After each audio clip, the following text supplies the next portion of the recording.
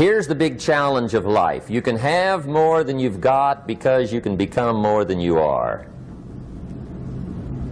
That's the challenge. And of course the other side of the coin reads, unless you change how you are, you'll always have what you got. I have found in my experience that income does not far exceed personal development. Now sometimes income takes a lucky jump, but sure enough, unless you grow out where it is, it'll usually come back where you are. Life has strange ways. If somebody hands you $1 million, best you become a millionaire quickly, so you get to keep the money. Otherwise, sure enough, it'll disappear. Somebody once said, if you took all the money in the world, divided it up equally among everybody, it would soon all be back in the same pockets. Incredible. Success is something you attract, not something you pursue. Success is looking for a good place to stay. So instead of going after it, you work on yourself. Personal development. See, the major question to ask on the job is not what are you getting. The major question to ask on the job is what are you becoming? See, the big question is not what am I getting paid here. The big question is what am I becoming here? Because true happiness is not contained in what you get. Happiness is contained in what you become. So that's our major subject for tonight, personal development. Of all the assignments Mr. Schoaf gave me at age 25, this was probably the most difficult. In fact, I'm still working on this one. I think it's an unending challenge to see what you can become. The next subject is called Basic Laws. And it's good to study the basics. And I call these basics primarily because they come from the Bible. Now, I'm not a theologian or a minister, and that'll be apparent. But Mr. Schoaf taught me that the Bible was a good textbook for ideas and stories and success equations, how to live the better life. I found out that was true. He also taught me that the Bible is as practical as it is spiritual, and I found out that's true. If you look at your bank account and your income and you're not happy, there are several places in the Bible to check to see what the heck's wrong so you can make the changes. And we're going to cover some of those tonight, called basics. Okay. The next subject is my favorite, setting goals. Mr. Schoaf taught me how to set goals. What a favor that was. One morning at breakfast, shortly after I met him, he said, Jim, let me see your current list of goals and let's go over them and talk about them. He said, maybe that's the best way I can help you get a better direction started. And I said, I don't have a list. He said, well, is it out in the car or home somewhere? I said, no, sir. I don't have a list anywhere. He said, well, young man, that's where we got to start. He said, I can tell you right now, if you don't have a list of your goals with you, he said, I can guess your bank balance within a few $100s. Which he did. And that got my attention. I said, you mean my bank balance would change if I had a list of goals? He said, drastically. That day I became a willing student how to set goals. And sure enough, learning how to set goals changed my life. And I often wondered why no one had ever taught me how to set goals up until age 25. I went to high school, but if they offered it, I missed it. I went to college for a year, never heard it. I worked for Sears. Really. And to my knowledge, Sears never taught it. Right? How to set goals. So here I am, age 25, married, my family's starting, I've been to college, I'm working, and I still don't know how to set goals. But fortunately, when I was 25, I met the man who taught me how, and it revolutionized my whole life. Economically, socially, personally, it's incredible. So I want to share with you tonight what Mr. Schoaf shared with me, how to set goals. It can be a life changer. Okay. The next subject is the negative part of the seminar. Life is part negative, so we got to talk about the negative. And this subject is called diseases of attitude. Diseases of attitude. There's a lot of things that can wreck your chances to do well. We live in a rather dangerous world, so you got to be not only wise, you got to be careful. Now, attitude diseases are just as bad as physical diseases, right? High blood pressure, heart trouble. I mean, a lot of things lace your chances to do well. So you've got to be careful. And attitude diseases are deadly. I mean, they'll destroy all the good things you start. Okay? So we'll go through those attitude diseases, how to spot them, how to look for them, what they are, and the cure. And I'm a pro on these because I've had them all, so I can give you excellent advice on these. Now, the last subject we're going to consider tonight is called the day that turns your life around. The day that turns your life around. And under this subject, we're going to talk about the emotions that can change your life. Human beings are emotional creatures, and emotions are powerful for life change. Now, of course, emotions are so powerful they can go either way on you. Emotions can either build or destroy. So you really have to employ emotions properly. We call civilization the intelligent management of human emotions. If you can intelligently apply your emotions in the right direction, no telling what can happen. Could turn your life around one day would be sufficient. So we'll talk about those. Okay. Now that's a lot to cover in one evening, but we'll keep at it here and see if we can't get it all done. I'd like to have you now jot down the theme of the seminar. Every seminar should have a theme, I guess. We've got one. It's on some of our literature if you happen to notice it, but if you didn't, for your notes, here it is. The theme of the seminar goes like this: the major key to your better future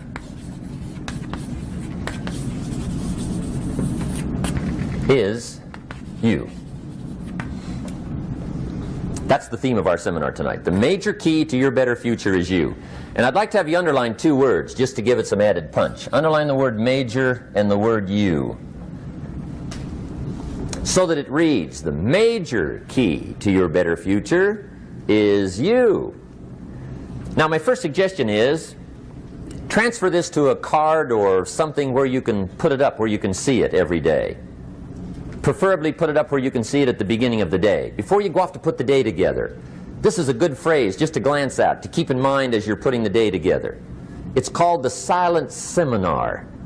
If you'll just let this talk to you during the day, I found it to be tremendously helpful. The major key to your better future is you. For a big share of my life now, I didn't have this one quite figured out, among a lot of things I didn't have quite figured out. Many things used to puzzle me back in those early days. I used to wonder why two people could work for the same company, one make twice as much money. Now see, that used to puzzle me. And maybe they were the same age, graduated from the same school, live in the same community, work for the same company, with the same products and the same services. They've got the same traffic, the same problems, and one makes $1,000 a month, the other one makes $2,000 a month. Now that was my puzzling question. Why would this long list be the same and the money twice as much? I asked, what's the difference between $1,000 a month and $2,000 a month? And I don't mean $1,000 a month, right? I could figure that out.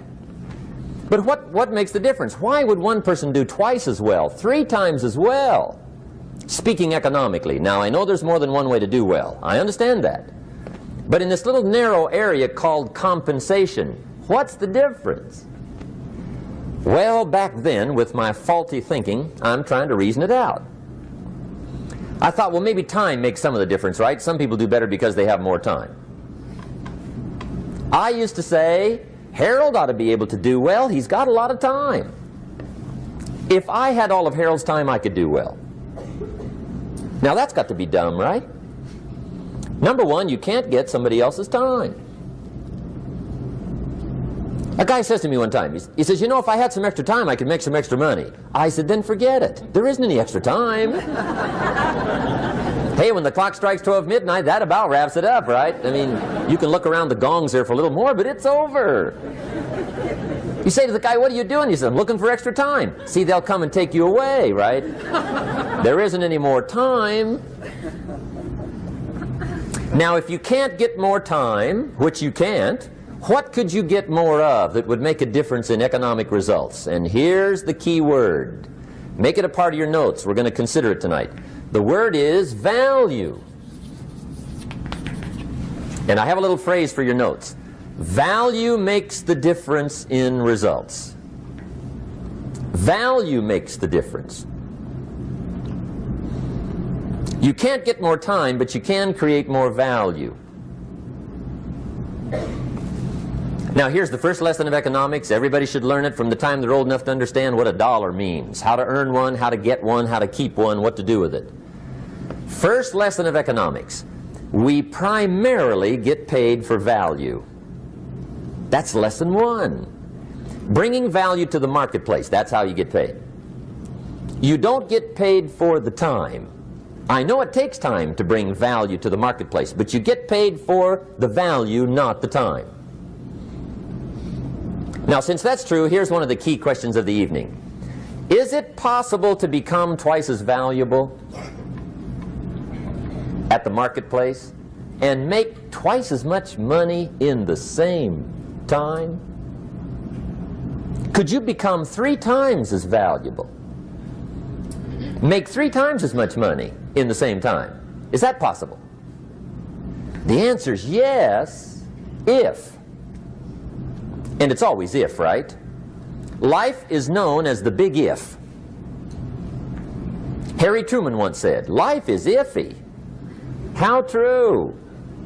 And here's the big if, we're going to consider it tonight. It's possible to do much better at the marketplace if you go to work primarily on yourself.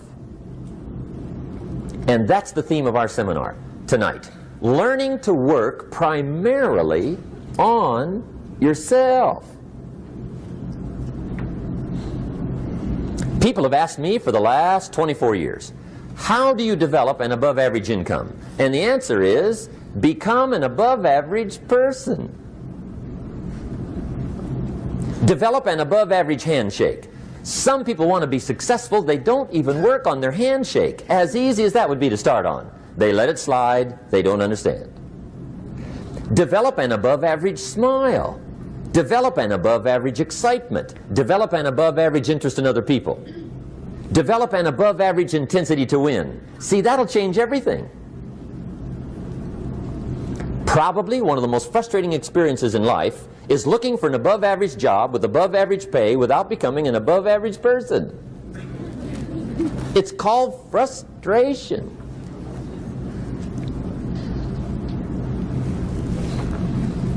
And Mr. Schoaf gave me probably the greatest clue he gave me when I first met him.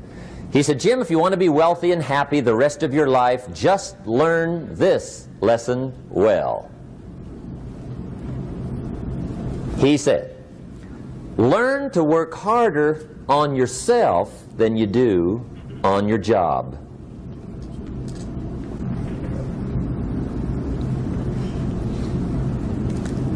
Then Mr. Schoaf gave me probably one of the most important clues among so many things he taught me, but this was in those early days.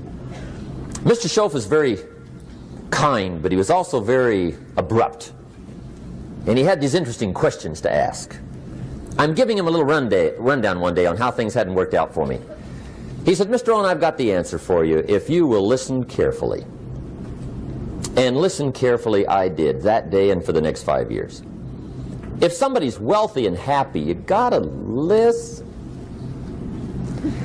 He said, Jim, I've only known you a short time. But he said, it's already my honest opinion that for things to change for you, you've got to change. That wasn't quite the answer I was looking for.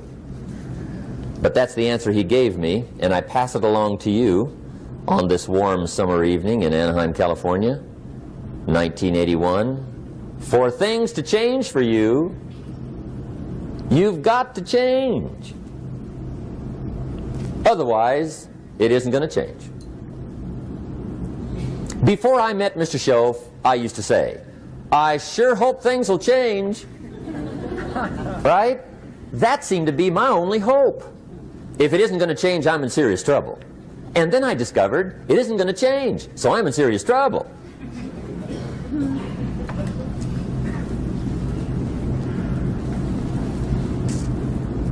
See, I can tell you what the 80s are going to be like. You have dropped into the right place. I did a seminar one time for Standard Oil executives and management in Honolulu. And we're having a conference one day on this big conference table. And one of them said to me, Mr. Rohn, you know some fairly important people halfway around the world. What do you think the 80s are going to be like? I said, gentlemen, I do know the right people. I can tell you. So they all listened very carefully. And I said, gentlemen, based on my wide experience, I can really honestly say to you, in my opinion, in the 80s, it's going to be about like it's always been. Aren't you glad you came? That's inside. I don't pass that around just everywhere. Now, of course, I said that to make a point, but I also said it because it's accurate. It's going to be about like it's always been. It isn't going to change. The tide comes in, and then what? It goes out. For 6,500 years that we know of, recorded history, and probably long before that. So it is not going to change. It gets light, and then what? It turns dark. 6,500 years. See, it's not likely to change. And we're not to be startled by that. And if the sun goes down, the guy says, what's happened, what's happened? It means he hasn't been here long, I guess, right? It always goes down about this time. The guy says, well, I don't like that arrangement. Well, you got to talk to somebody besides me, right? It gets light, then it turns dark. In rotation, the next season after fall is what? Winter. Pray tell, how often does winter follow fall? Every year regularly for the last 6,500 that we know of. See, it is not going to change. Now, some winters are long, and some are short, and some are hard, and some are easy, but they always come right after falls. It isn't going to change. Sometimes you can figure it out, sometimes there's no way to figure it out. Sometimes it goes well, sometimes it gets in a knot. Sometimes it sails along, sometimes it gets in reverse. See, that's not going to change. The last 6,000 years reads like this: opportunity mixed with difficulty. That's how it reads. It isn't going to change. The man says, well, if it isn't going to change, how will my life ever change? Answer, when you change. And whether I'm talking to high school kids or business executives, my message is always the same. And it goes like this: the only way it gets better for you is when you get better.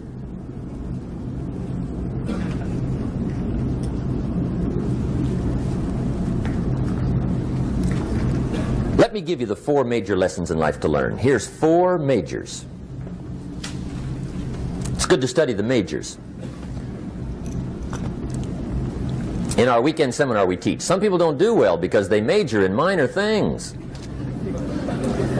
You've got to be on the lookout. At the end of every week, end of every month, you've got to check, make sure you're not spending major time on minor things. Okay, we go through that whole series. Majors and minors.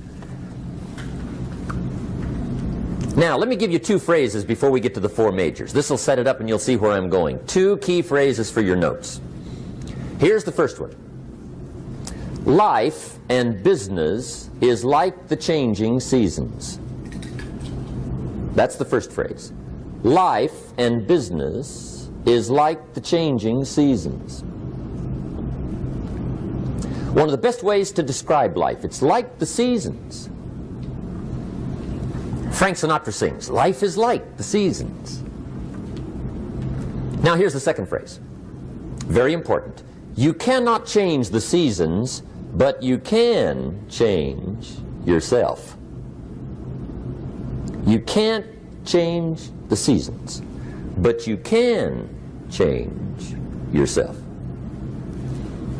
And see, that's how life gets better for you, not by chance, but by change.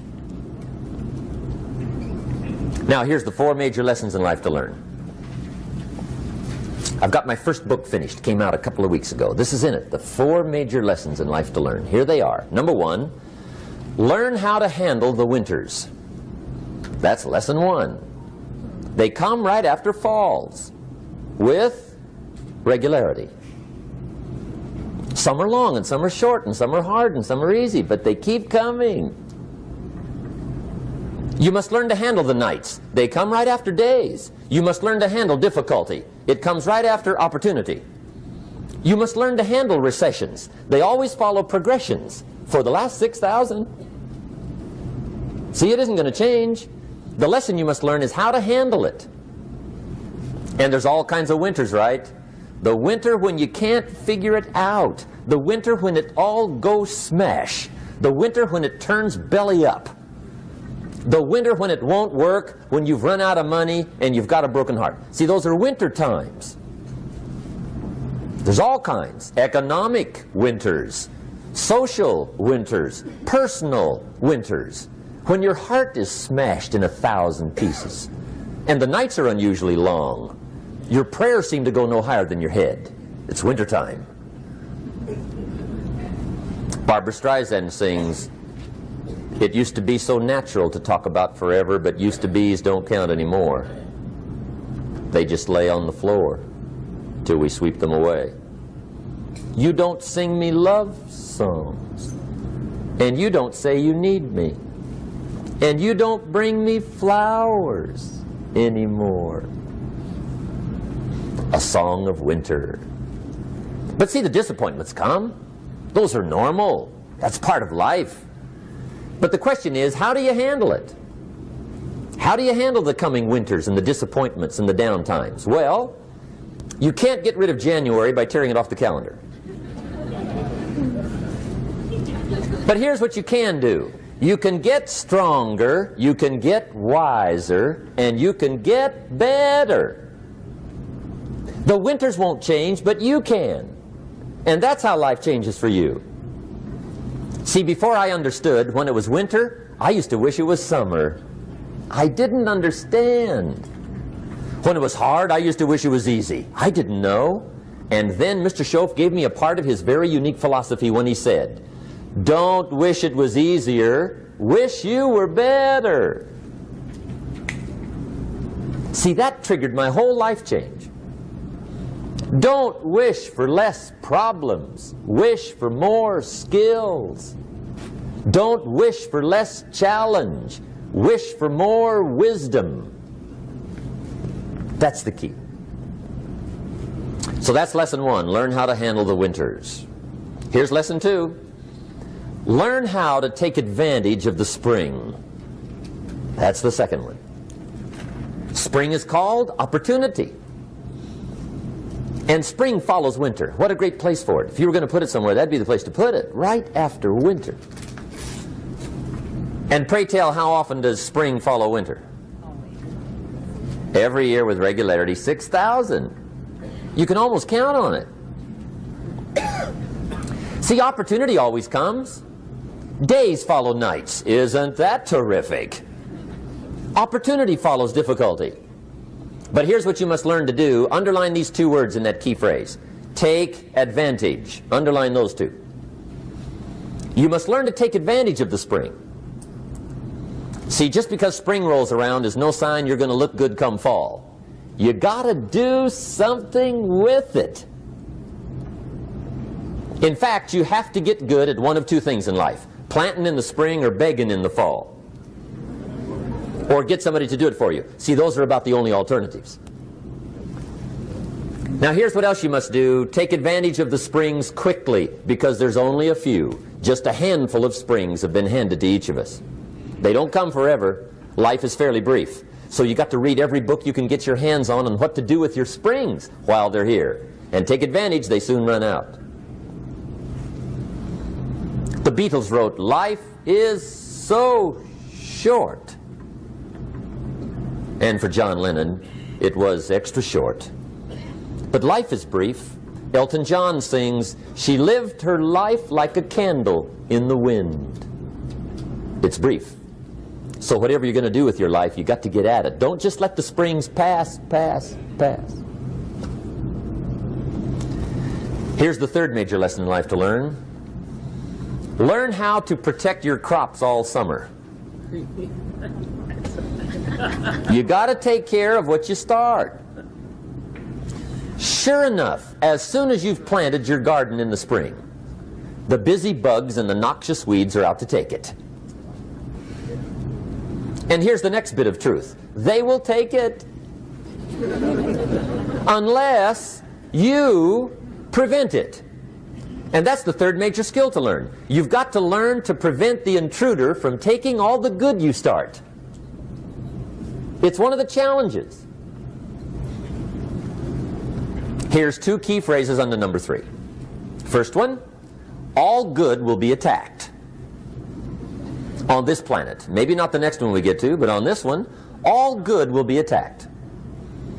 Every garden will be invaded. Not to think so is naive. And here's the second phrase. All values must be defended.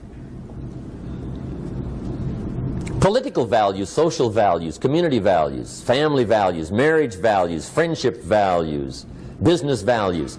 Every garden must be tended all summer. Third major lesson. Now here's number 4. Fourth major lesson in life to learn.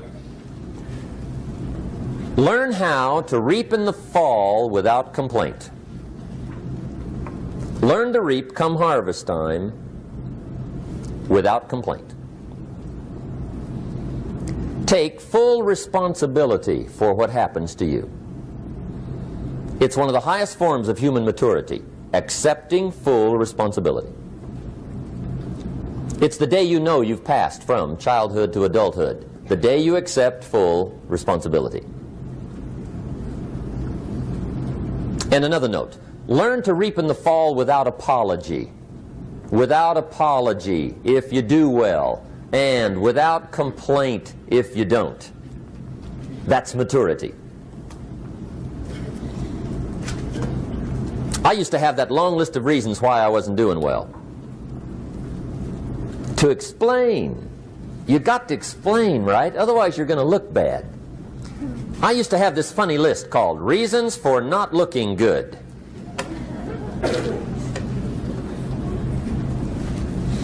I used to blame the government. I mean, you can believe that or not. It was at the top of my list. I had a lecture second to none. The government. That was on my list. I used to blame taxes. Look what you got left after they take everything. And they expect you to do well. That was on my list there. Prices, that one's easy, right? You walk into the supermarket with $20, come out with a little half bag. So I had that on my list. I used to blame the weather. I blamed the traffic. I used to blame my car. I blamed the manufacturers. I used to blame the company. I blamed company policy. I used to blame the training program. I blame my negative relatives. They were always putting me down. I blame my cynical neighbors. They're just selfish, looking out for themselves. Won't loan you money? They were on my list.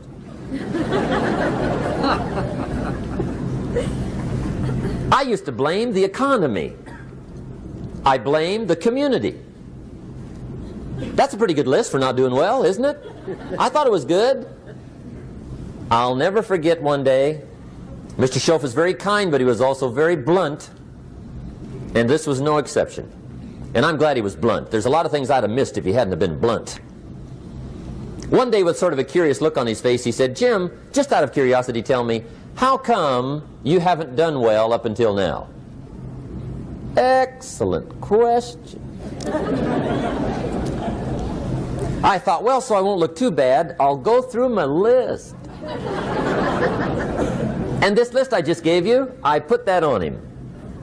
And he was very patient. He let me go through the whole thing, the government, the weather. I went through this whole thing. When I finished, he looked my list over very carefully. He said, "Mr. Rohn, big problem with your list. You ain't on it." How brilliant.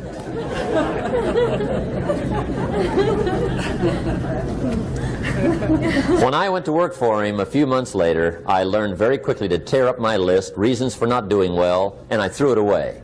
And I got me a fresh piece of paper. And I put one word on it. Me. There's a Black Heritage spiritual that says, "It's not my mother nor my father, nor my brother nor my sister, but it's me, O Lord, standing in the need of prayer." See, I used to blame everything outside. And then let me give you a little philosophy that helped turn my life around. For your notes, here it is. It's not what happens that determines the quality or the quantity of your life. It's not what happens. And the reason is because what happens happens to about everybody. No different. The sun went down on all of us last night. A common event, a happening. And I found out that the same things can happen to two different people. One gets rich and one stays poor. Why is that? It's because it's not what happens, but rather it's what you do that changes everything. So that's a key phrase. It's not what happens, it's what you do. What happens is about the same. You might put that in parentheses here. Same. What people do, that's what's different. Anything can happen, right? Everything can happen. I've heard all the stories. I've been one of the stories. Hey, we could all tell stories all night long, right? Happenings. Anything can happen. Have you heard of Murphy's Laws? Anybody here heard of Murphy's Laws? Okay, most of you have. Murph had these laws.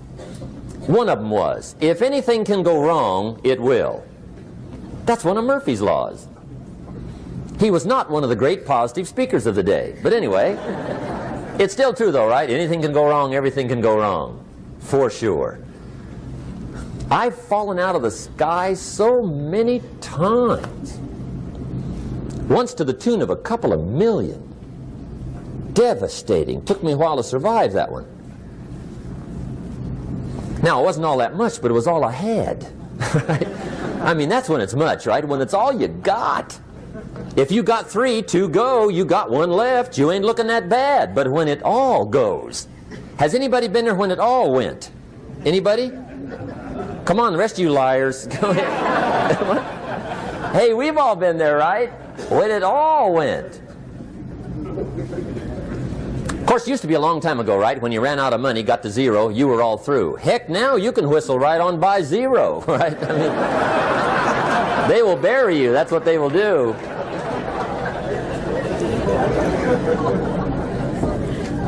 But see, those are the happenings, right? Everything can happen. Anything can happen.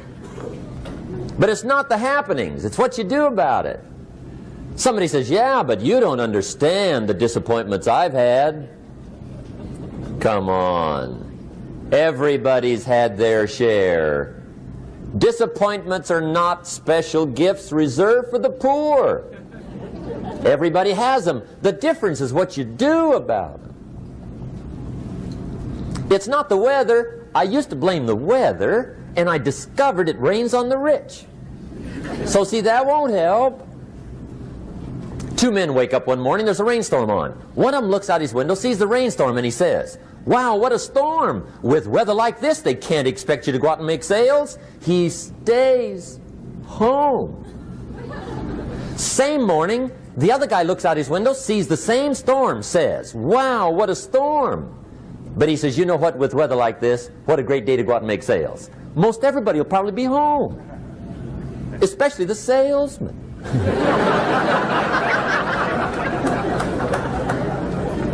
See, that's the difference in how your life works out. It's not what happens, it's what you do. So here's one of the key questions of the evening. Starting tomorrow, what are you going to do that'll make a change in your life's direction? Good question. What are you going to do starting tomorrow that'll make a difference? Now see, if you don't do something starting tomorrow that'll make a difference, guess what? It's gonna be the same. And see, that way you can guess what the next 5 years are going to be like. Look at the last 5. Because the next 5 are going to be like the last 5 unless you, major key, tomorrow, change it all. Or change a little, or change something, or don't change. It's choice time. You can do whatever you want. But it's nice to know any day you wish you can change your whole life. What can you do starting tomorrow that'll make a difference? Good question. What can you do with economic chaos, massive disappointment? What can you do with a broken heart? What can you do when it won't work? Good question. So if I had a word with you tonight, one-on-one, just you and me. I think my personal advice to you would be, this year, 1981, reach down inside of you and come up with some more of those remarkable human gifts. They're there, waiting to be utilized. And then change anything for you you want to change. And I challenge you to do that because you can change. If you don't like how it is for you, change it. If it doesn't suit you, change it. If it doesn't please you, change it. If it isn't enough, change it. And I challenge you to do that because you can change. See, you don't ever have to be the same again after tonight, only by choice. If you don't like your present address, change it. You're not a tree.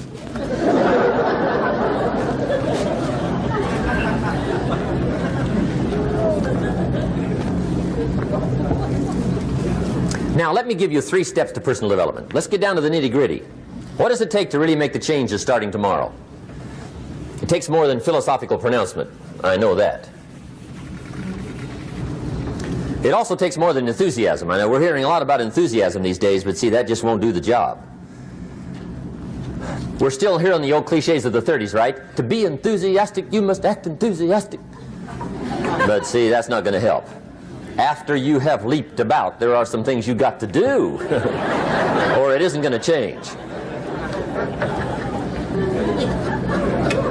See, you can get all excited about lifting 200 pounds till you get to the gym. And then you need a new excitement. And the new excitement is called discipline. Major step to human progress. Discipline. If there's one thing to get excited over, that's it. Get excited over your ability to make yourself do the necessary things. What could you make yourself do starting tomorrow that would change it all? No! Tell him. Now, see, that's exciting. On any given day, you can massively change the direction of your life. Murder is a clear example that any one person on any given day can forever alter the course of their life. It just happens to be a negative act. But just as sure as you can commit a negative act, you can also commit a positive act and forever alter your life, whenever you wish. Now that's exciting. And whatever that act might be that changes your life.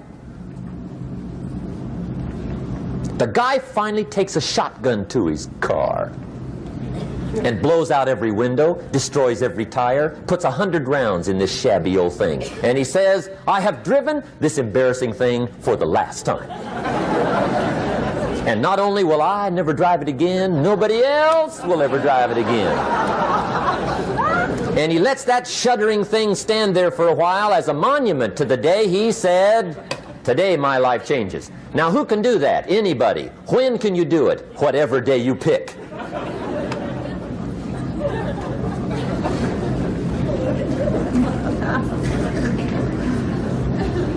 Now here's the key to discipline. Start with the little disciplines, get excited over the little disciplines, and get right on those, because those will lead to the big ones. You can't handle the big challenges in life unless you take on the little ones. Make a list of all the things you can do, get right on those, discipline yourself for those, both for the results and for the muscle and for the practice, so that when life hands you some big challenges, you'll be ready, you'll have the muscle. But see, if you don't handle the small ones, you can't take care of the big ones. Okay, here's what else it takes for life change. Self-motivation. Key phrase, self-motivation. I don't know why we call it self-motivation. It's really the only kind there is. You've got to motivate yourself. Because I found out you can't change people. They can change themselves, but you can't change them. Lord knows some I've tried. But see, it won't work. People have to change themselves. I learned some of those lessons early. I built a little sales organization way back in those early days. I'm 25. And I had some nice people. I said, I'm going to make these people successful if it kills me. I almost died, right? I mean, you can't do that.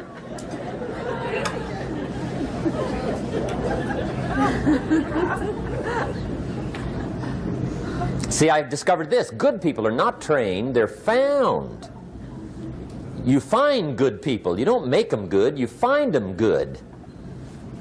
Training really is for the purpose of finding good people. You don't need much instruction for a good person. Too much training probably means you got the wrong people.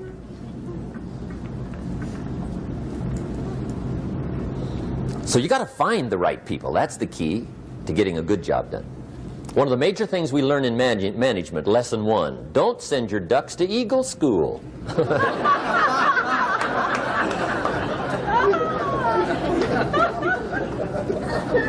Because it won't help. I mean, I'm telling you, it won't help no matter how good your school is.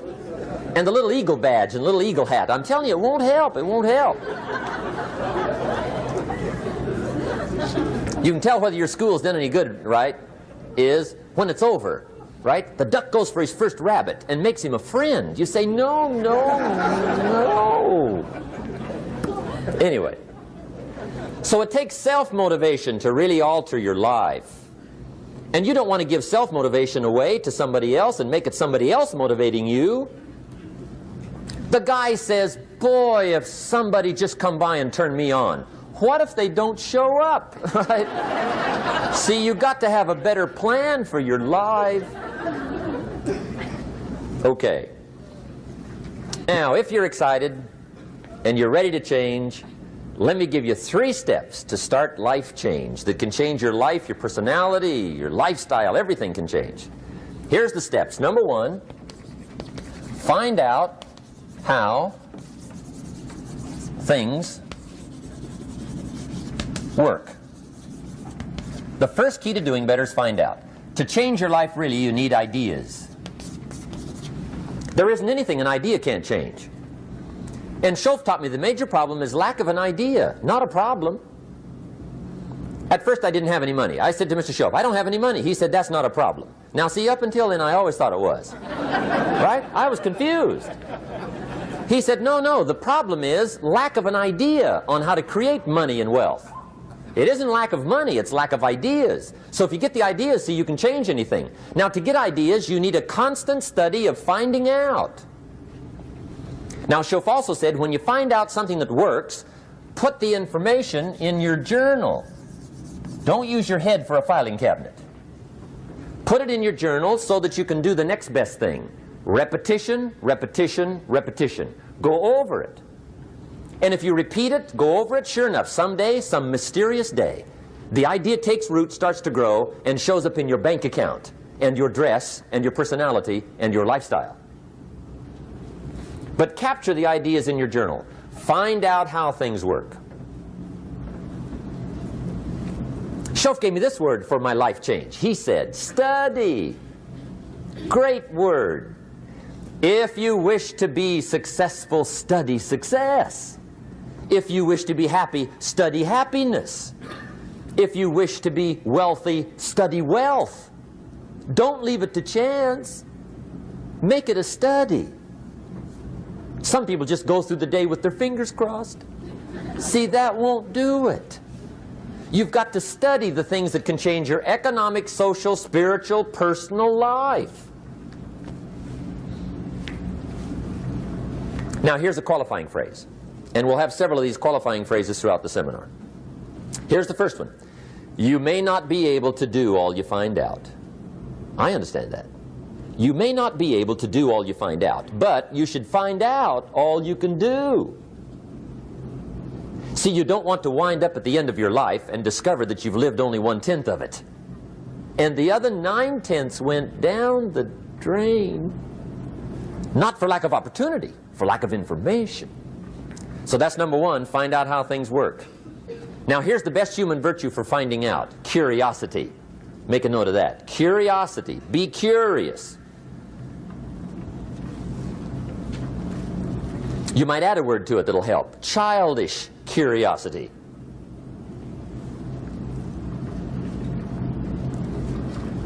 What will kids do if they want to know something bad enough? Bug you. That's the phrase. They can ask 1,000 questions. You think they're through? They got another 1,000. They'll drive you to the brink. It's a virtue. when you gotta know. Be like a child. In fact, Jesus, the master teacher, said, unless you can become like little children, you might as well forget it. You don't have a prayer. Excellent advice. You got to be like children. 4 ways, in my opinion, to be like a child. Number 1 is curiosity. Number 2 is excitement. Get excited like a child over your ability to make yourself do anything for change. 3rd is faith. Have faith like a child. Adults are too skeptical. And 4th is trust. Trust is a childish virtue, but the rewards are incredible. So be like a child. Now, if you're curious, let me give you 3 ways to find out how to change anything. Any life direction, any dimension. Here's 3 ways to find out how to change anything. Number 1 is to read. Become a good reader. All of the successful people I know and work with around the world, they're all good readers. Curiosity drives them to read. They got to know. They just read.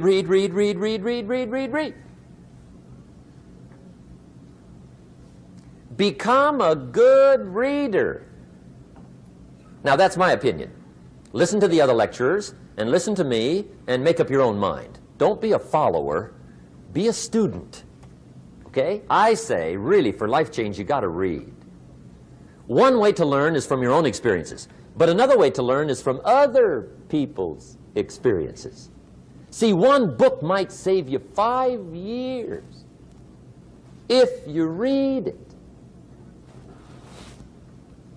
Did you know there's books on how to be stronger, more decisive, be a speaker, be a leader, have a better effect on other people, develop your personality? Did you know there's books on that?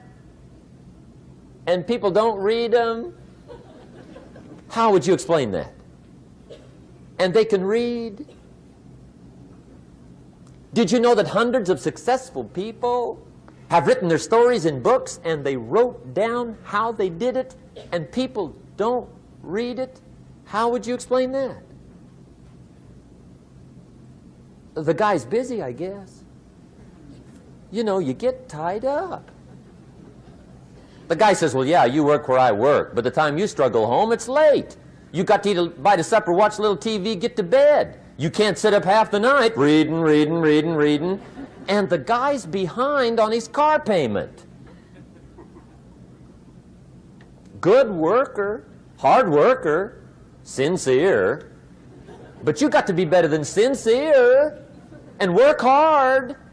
Otherwise, at the end of your life, you'll wind up cold, stony broke. You got to be better than a good worker. You got to be a good reader. The whole world is governed by laws. The universe, in fact. Laws. We call it the law of electricity. We call it the law of gravity. There's mathematical laws. There's physical laws. Speed and velocity laws. Agricultural laws. There's all kinds of laws.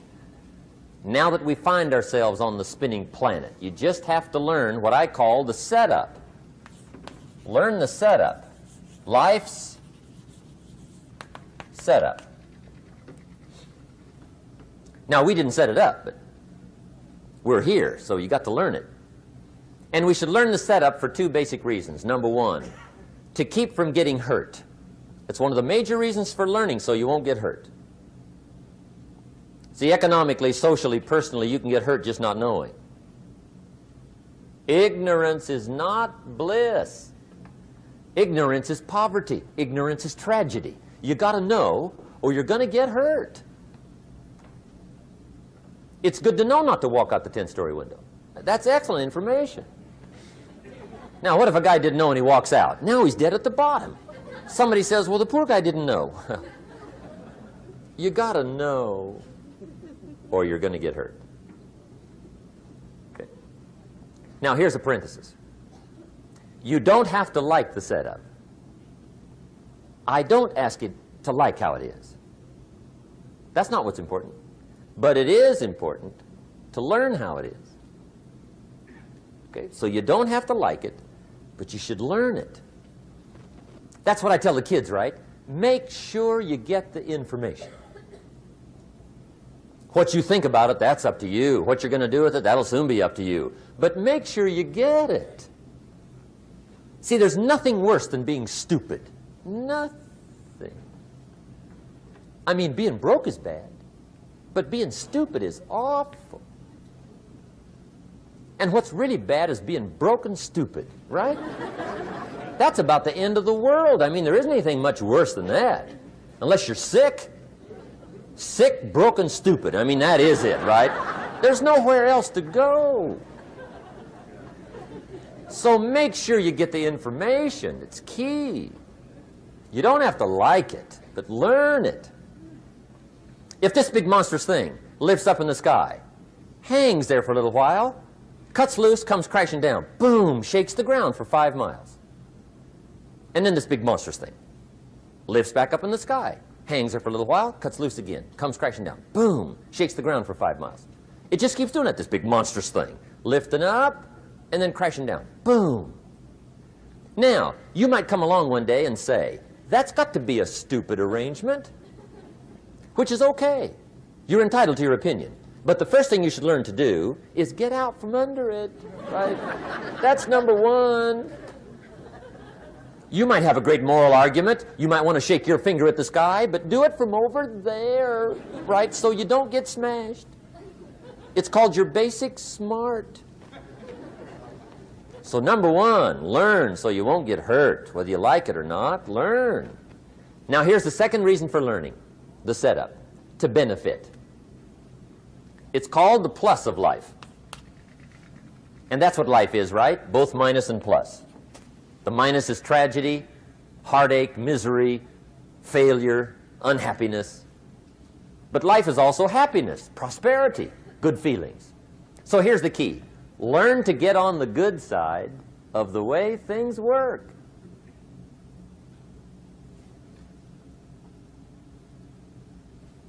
Now, here's 2 of the basic laws, and we'll take our break. Shof taught me these. They come from the Bible. Now, again, I'm an amateur, okay? When it comes to the Bible, I'm not a pro. So you'll sort of have to take my way of putting it. But here they are. The first one is the law of use. The law of use. And it goes something like this. Whatever you don't use, you lose. Lack of use causes loss.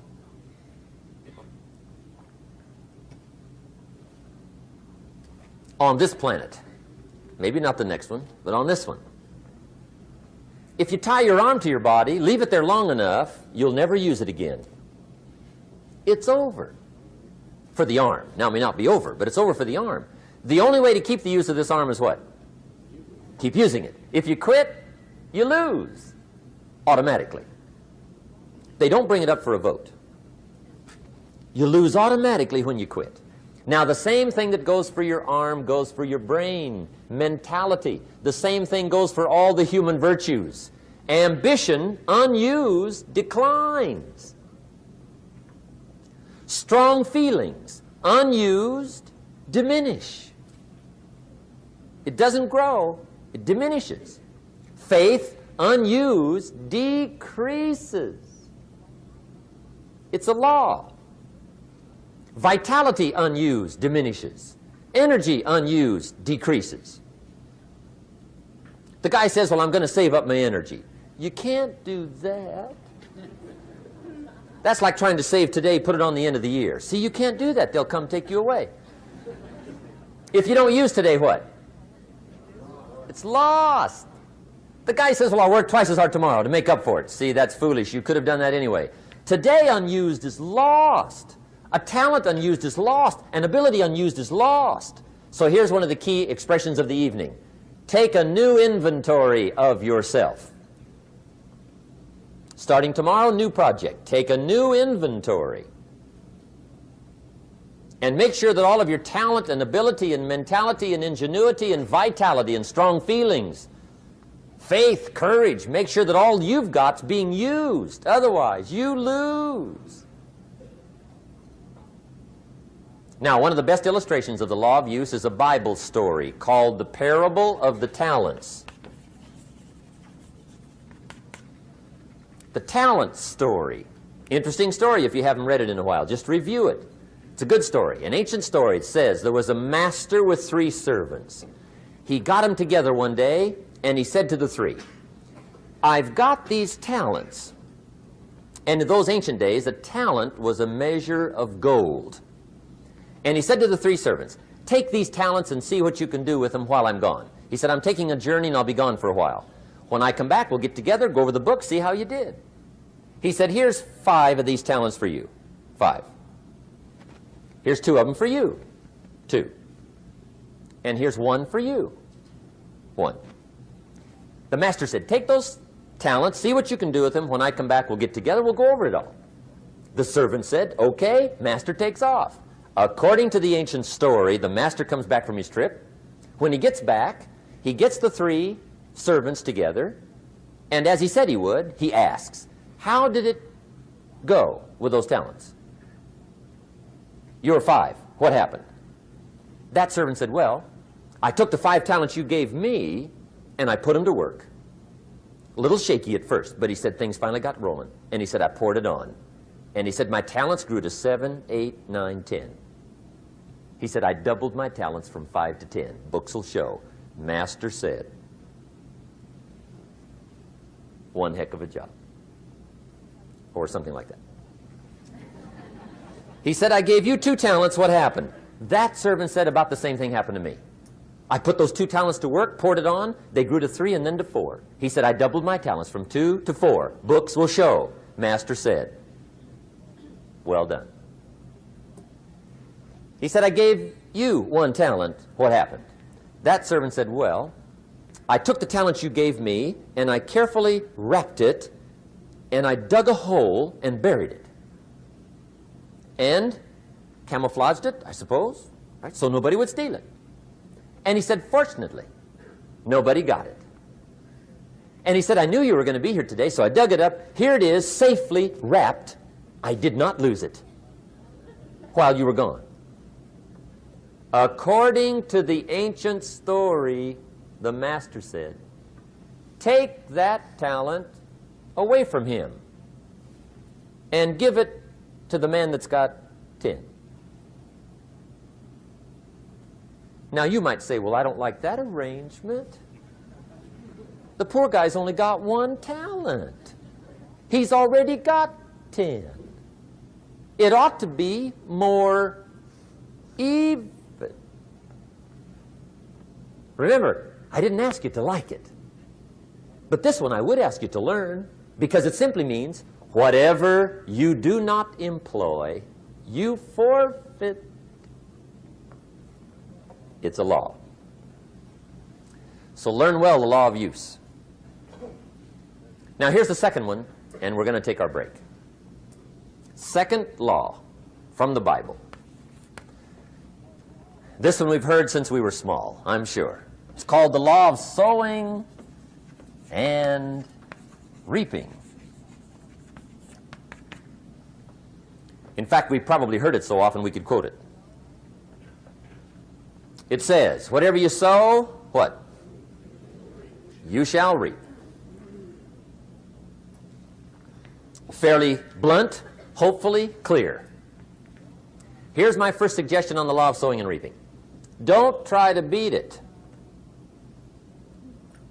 You might as well try sitting on the sun in the morning. Keep it from coming up. You'll have better luck.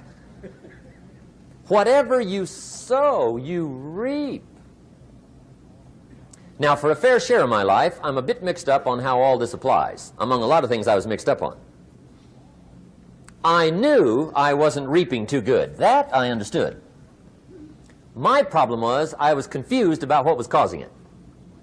Remember me with the funny list? I thought those are the reasons why it isn't working out well. And then Mr. Schoaf gave me the clue that helped me figure it all out. He said, Mr. Owen, I have another answer for you. There's another way to quote this law that'll show you where the problem is so you can go to work on it right away.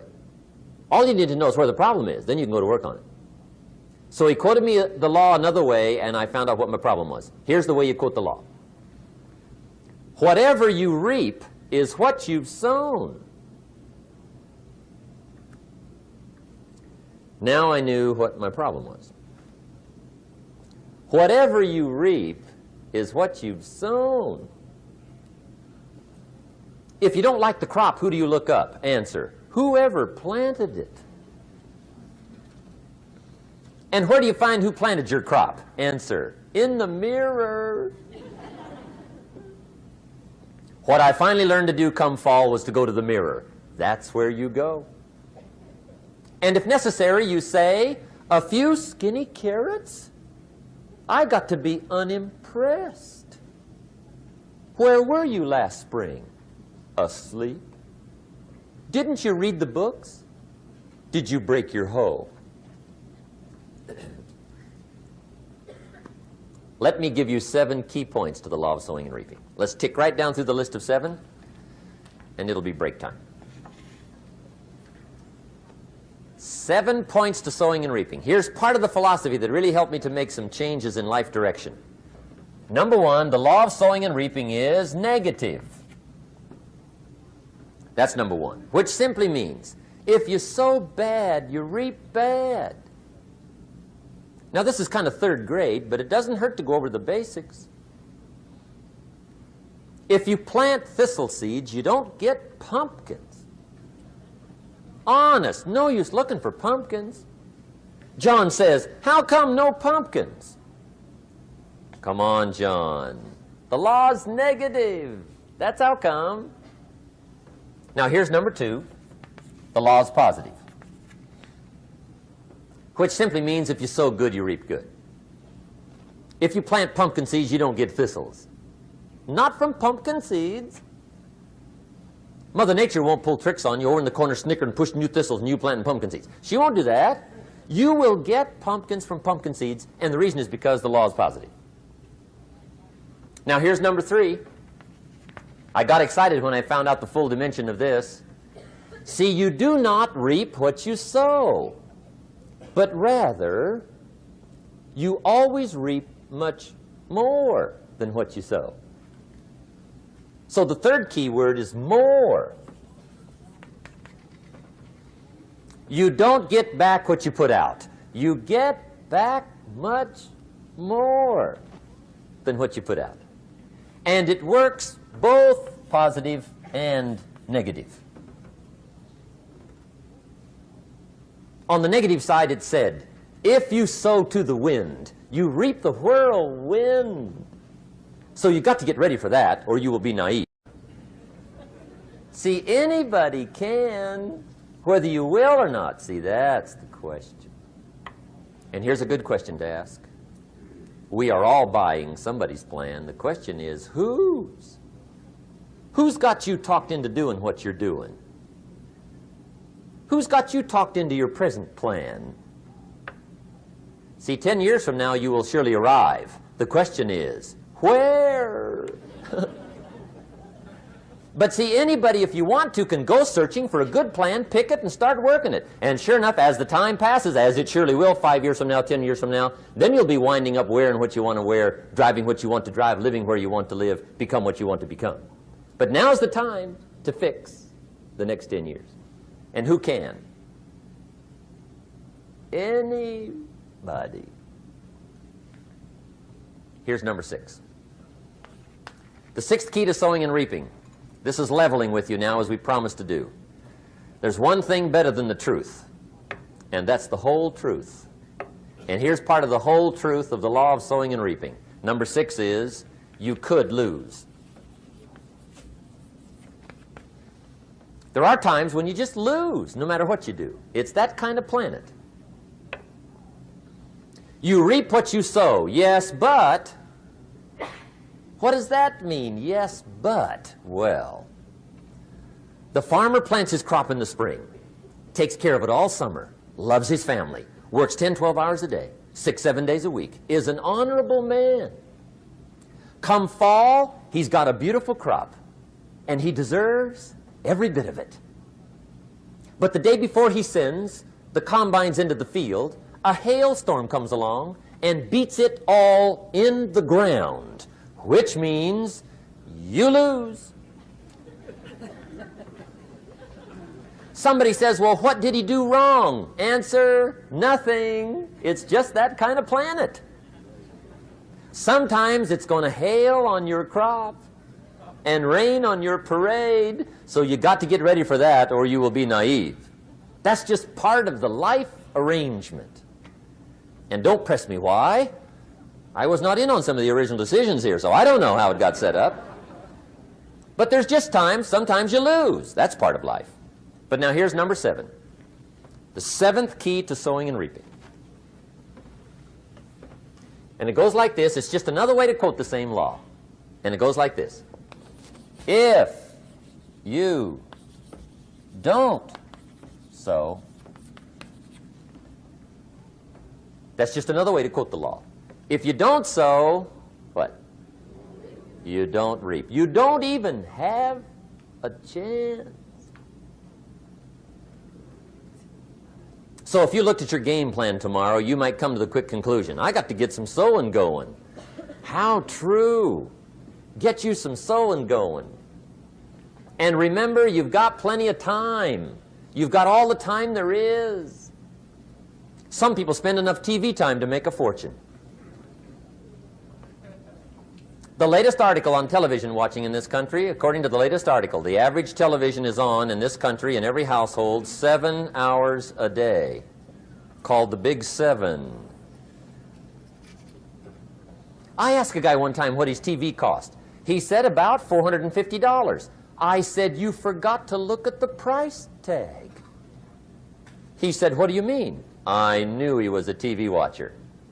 I said, that television costs you, in my opinion, at least $12,000 a year. To watch it, not to own it. Owning it's cheap. Watching it is what's expensive. And I said, hey, $12,000 a year is too much to pay to watch TV. That's too much. Pay a little, but not $12,000. And he's the guy that said, I hope pay TV never comes.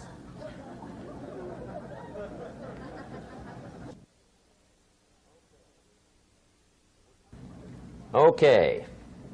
We're trying to cover an awful lot tonight, I realize that.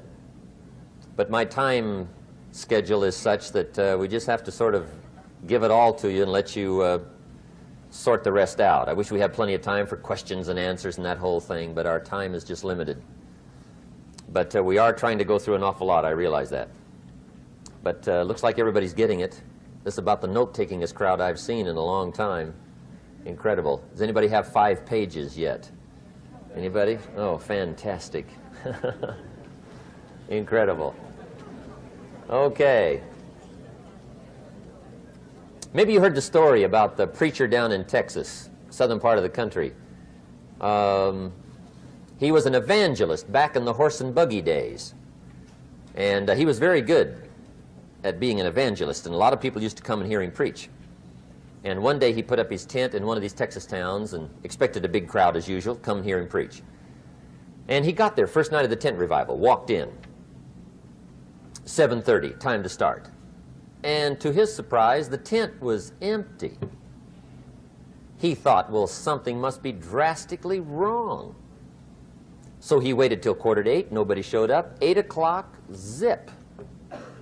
Finally, 8:15, one lone cowboy wandered up on his horse, tied his horse up outside, came in, sat down on the front bench, right, waiting for something to happen. The preacher thought, well, at least I better go down and talk to the cowboy. So he walks down, talks to the cowboy, and he says, cowboy, I'm the preacher. And he said, I don't know what to tell you. Something's gone wrong. He said, this tent was supposed to be full of people. He said, I'm embarrassed. He said, you're the only one that showed up. And he said, I really don't know what to do. And the cowboy said, well, I'm not a preacher, so I really can't tell you what to do. You know, he said, I'm just a cowboy. But he said, I know this, if I went out to feed my cattle and only one showed up, I'd at least feed it. The preacher thought, hey, the cowboy is right. If you've got a good idea to share, you should share it, if there's 1 or 1,000. So he got kind of inspired by this conversation, and he jumped up on the platform and started to preach, as if the tent was full of people, just exploded. And he went for an hour and 15 minutes, just kept rolling. Finally, he quit. And when he finished, he came down off the platform, talked to the cowboy again. Says, well, cowboy, what did you think of my sermon? And the cowboy said, well, I'm not a preacher, so I really can't tell. You know, he said, I'm just a cowboy. But he said, I know this. If I went out to feed my cattle and only one showed up, I'd feed it, but I wouldn't dump the whole load on it.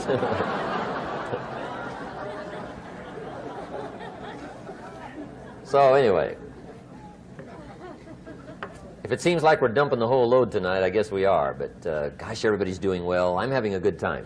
I appreciate the response here tonight. Okay, the next subject is setting goals. Let me show you what turned my life every way but loose. Mr. Schoaf dropped this idea on me, changed me completely. Setting goals. Here's what can easily happen if you don't set goals. It's easy to let life deteriorate into making a living instead of designing a life. And we all have a choice: make a living or design a life. It's easy to get trapped by economic necessity and settle for existence rather than substance. That's easy. But the best advice I can give you on how to break out of that trap is to learn how to set goals. Mr. Schoaf put it to me this way. He said, Jim, if you had enough reasons, you could do the most incredible things. I never forgot how he put that. If you have enough reasons. See, reasons will change your whole life. Mr. Schoaf said to me, he said, Mr. Rohn, I think you've got plenty of intelligence, you've got plenty of talent, you've got plenty of ability. Probably what you lack is plenty of reasons. He said, I don't think your current bank balance is a true indication of your level of intelligence. I was happy to hear that. He said, I think you're much smarter than your present bank balance indicates. And that turned out to be true. I was much smarter. But of course my first question was, well then why isn't it bigger? And he said, you don't have enough reasons. You've got enough intelligence, but not enough reasons. So see, reasons can change your life. Here's what else I found out. Reasons come first, answers come second. You don't get the answers to do well till you get the reasons. Life has a mysterious way of hanging on to all the answers and only gives them up to the people that are inspired by reasons. So reasons make the difference in how your life works out. Now, what are some of the reasons for doing well? Let's go through a quick list called Reasons for Doing Well. First is personal reasons. Some people do well for recognition. Some people do well for respect. Some people do well for the way it makes them feel. They love the feeling of being a winner. Those are good reasons. I have some millionaire friends that keep working 10, 12 hours a day, making more millions. And it's not because they need the money. It's because they need the joy and the satisfaction and the pleasure that comes from being a constant winner. And see, it's not just the money anyway. It's the journey, not the money. Once in a while somebody says to me, boy, if I had $1 million, I'd never work another day in my life. That's probably why the good Lord sees to it they don't get their million, right? They'd quit. They'd quit. Okay. Next is family reasons. Some people do extremely well for other people, and that's powerful. Human beings can greatly affect each other. Sometimes we will do things for somebody else we will not do for ourselves. We're made that way. I met a man one time who said, Mr. Rohn, to do all the things I want to do with my family around the world, he said, I got to have at least $250,000 a year. I thought, incredible. Could a guy's family affect him that much? And the answer is, of course. How fortunate are the people that find themselves greatly affected by somebody for personal achievement. And we are affected.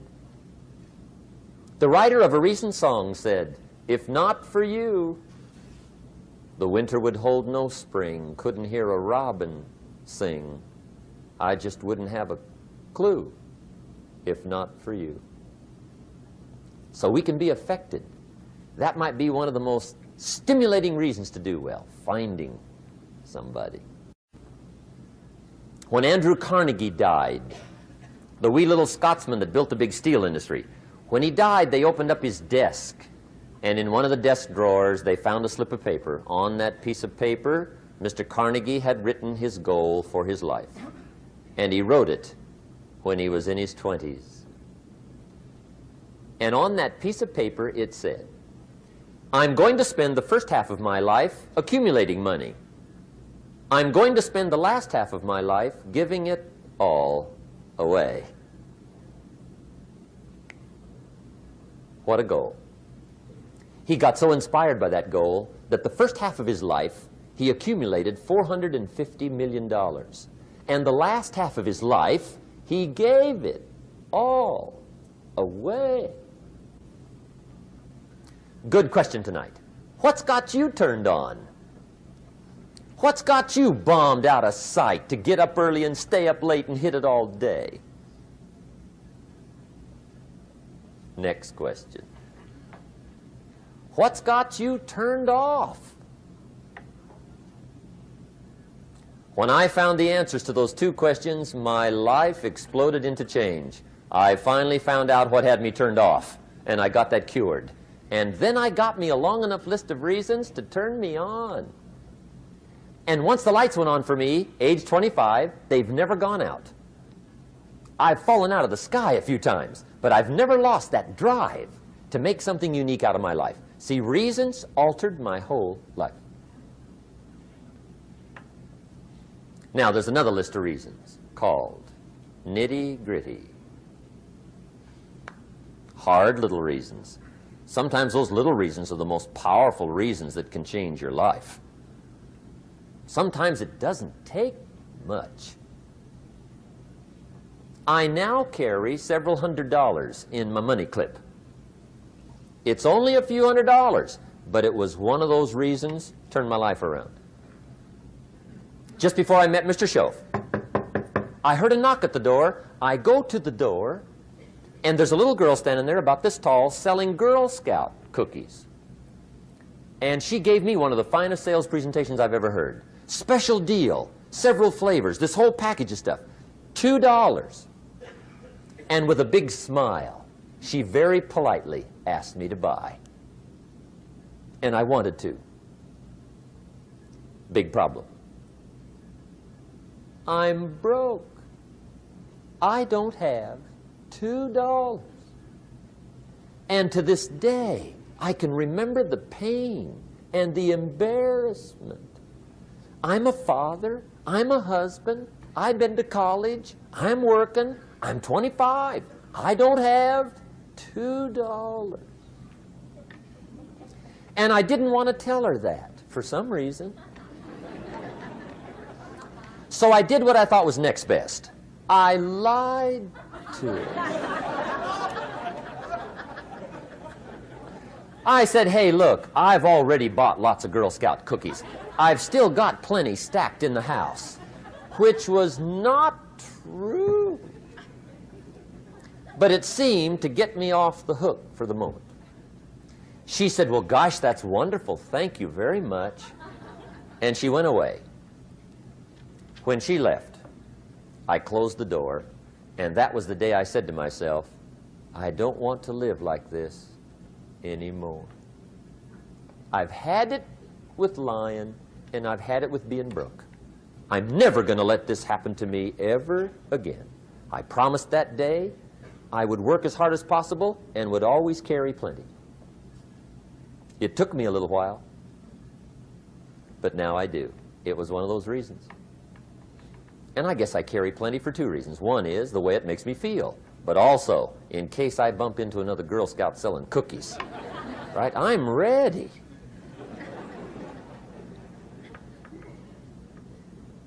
I walked out of the Bank of America one time up in Saratoga, California, where I used to live. Two little girls selling candy right outside the bank. Good place. Some girls' organization they're working for, right? I come walking out of the bank. This first little girl walks up to me. She said, "Mister, would you like to buy some candy?" I said, "I probably would." "What kind is it?" She said, "It's almond roca."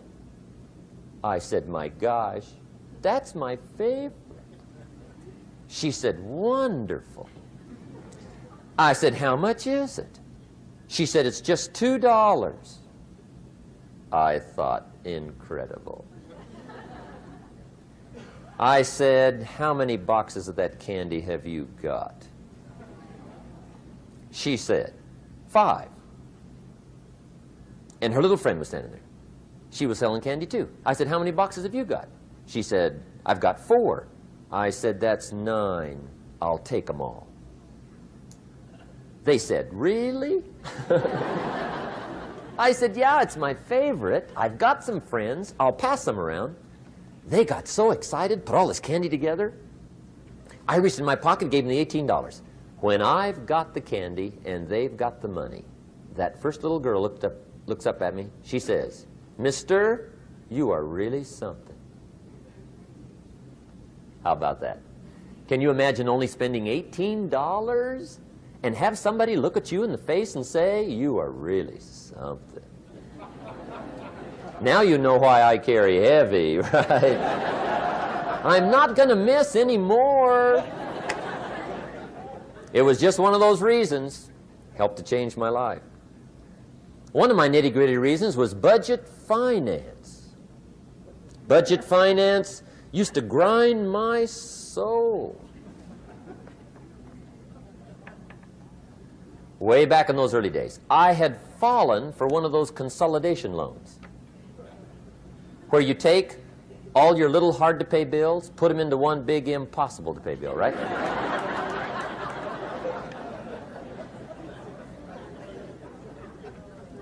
I would get 4 or 5 payments behind. This one guy used to call me day and night. I don't think they're allowed to do that anymore. Harassed me. Threatened to run me in front of the judge. Threatened to ruin my credit. Threatened to embarrass my family. One day he said, "We're going to come get your car, drag it rear end up down the street in front of your neighbors." The guy even called me a flake. And back in those days, I'm broke, I'm pitiful, there's nothing I can do about it. But I never forgot how the guy treated me. And when I met Mr. Schoaf and I got my life straightened out and the money started to flow, that was one of my first projects, budget finance. I poured it on day and night. I finally put all the money together I owed him, which was considerable. I picked a day for the payoff. And when the payoff day came, I put the money in small bills in a big briefcase. And I walked into the budget finance office on Wilshire Boulevard in Los Angeles. The guy who harassed me so often, his desk was about 3 back. I walked right up to his desk, startled him. He wondered what I was doing there. It was the first time I'd been there since I'd borrowed the money, right? Without saying a word, I opened up this briefcase, dumped this pile of money all over his desk. I said, "Count it. It's all there. I will never be back." And I turned around and stormed out. Now, that might not be noble, but if you haven't tried it, you've got to one time.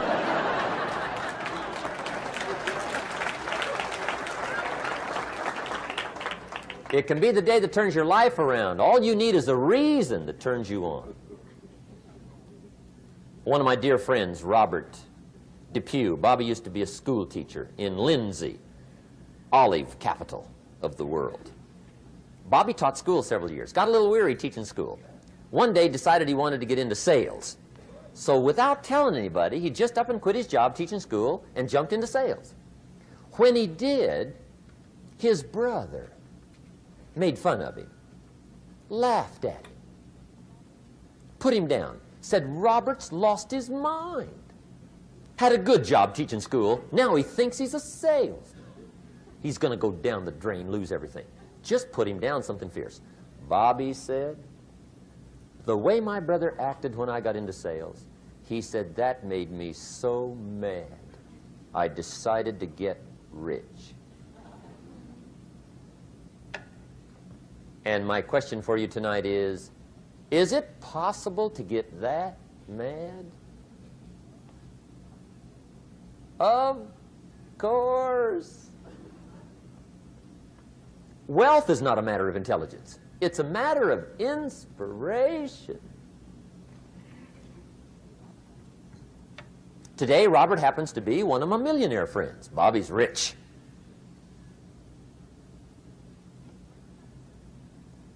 Frank Sinatra said one time, the best revenge is massive success.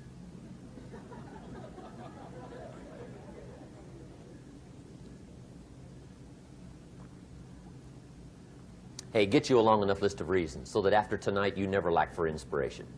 You might not have all the answers right away, but you can get the answers if you can get the reasons. Now, let me give you a little simple formula for goal setting. Okay? We take 2.5 hours on the weekend for the whole 10-year plan. We don't have time for that tonight. But let me get you started with a little simple formula Mr. Schoaf gave me. And maybe this will be helpful. First of all, I've divided goals into two parts. First is long range. Long range goals. That's your dreams. Your dreams for the next 3, 5, 10, 20, 30, 40 years. Actually, the rest of your life. Your dreams. You've got to keep dreaming. Ronald Reagan, president, said to the joint session of Congress a few weeks ago, the Republic is a dream. And if we don't keep dreaming, we will lose the Republic. Your better future is a dream for yourself and for your family. Where do you want to go? What do you want to do? What do you want to be? What do you want to see? You've got to dream dreams. There's a Bible phrase that says, without dreams and visions, people perish. You've got to have something to go for that inspires the heart and the soul. Dreams. From the children of Sanchez, it says, take the crumbs from starving soldiers, they won't die. Take the bread from hungry children, they won't cry. But without dreams, we all will die. You've got to dream. Don't lose your dreams for yourself, for your future, for your family.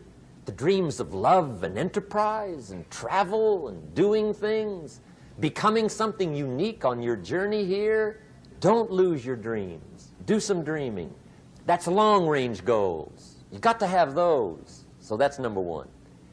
Here's the second part of goals, short range.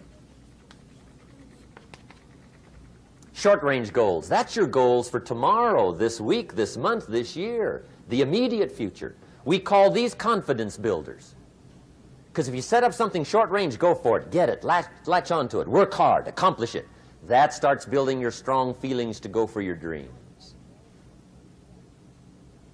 Now, I've divided goals into 3 categories. Here they are. Number 1 is economic. That's your goals for money, income, business, profits, production. Economics. Make sure you've got your economics well planned. Economics plays a major role in everybody's life. Economics is major, which means it ought to be meticulously well planned for tomorrow, this week, this month, this year, long range. What if you asked somebody tomorrow if you could see their meticulously well-planned list of economic goals? What would they probably say? They say, you some kind of a nut? You must be weird. Hey, I found out what success is. Success is doing what the failures won't do. Make sure you've got your economics well planned. It'll put you in the top 5%. one of the key little subjects we talk about on the weekend is the 7 fundamentals for wealth and happiness. And that's one of them, well-planned economics. It's a fundamental if you want to do well. Join the top 5%. Anybody in this room can join the top 5%, if you will. Okay.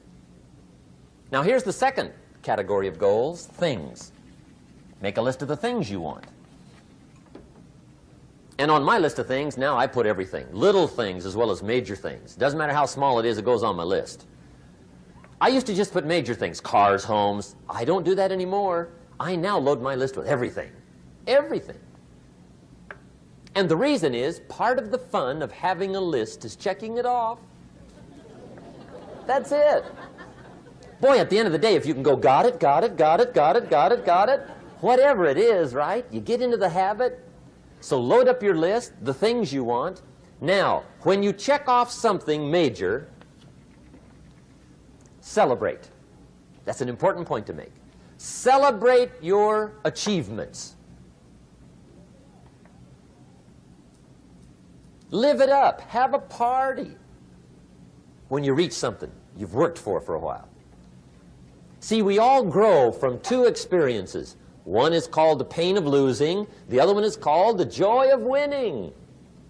We need both of them. Amplify them as much as you can, which also means make losing painful. If you set up something, fooled around, didn't get it, put it on yourself.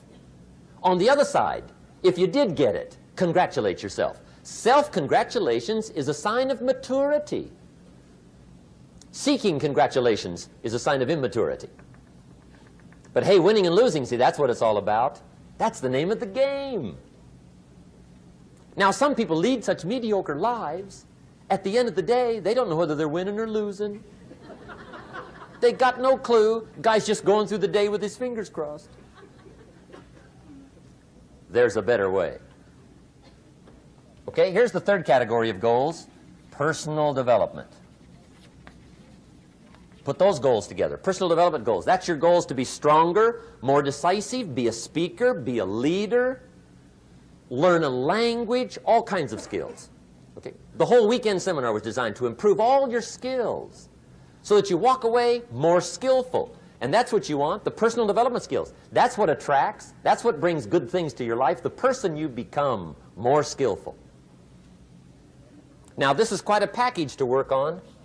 Economics, things, personal development. For tomorrow, this week, this month, this year, long range.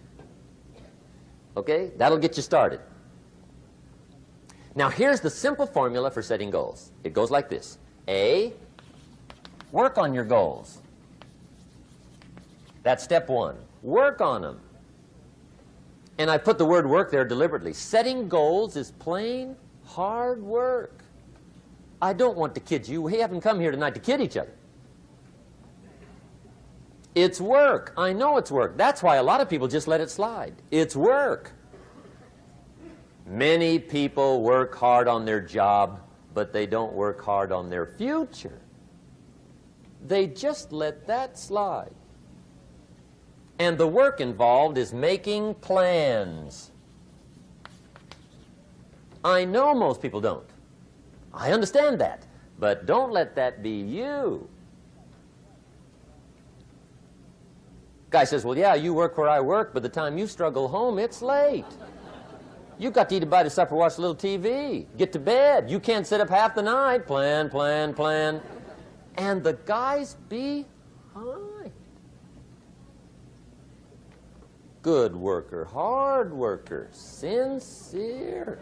But you've got to be better than sincere, working hard. You've got to be better than a good worker. You've got to be a good planner. Somebody once wisely said, the people who fail to plan are planning to fail. Well said. So work on your goals. Here's step 2. Write your goals down. That's so important. I teach my staff around the world, put your goals in your journal. Because one of the major people you want to study is yourself. Say, here's the list of goals I put together 3 weeks ago. Here's the list of goals I put together 2 years ago. Here's some of the changes I made, rearrangement of my priorities. I scratched these off. I put these on. I've gotten these. Study your accomplishments. Study what your desires are. Put them on paper. Write them down. Here's another reason for writing your goals down. It shows you're serious about doing better. And to do better, you got to get serious. You don't have to be grim, but you must be serious. Everybody hopes things will get better. Everybody hopes.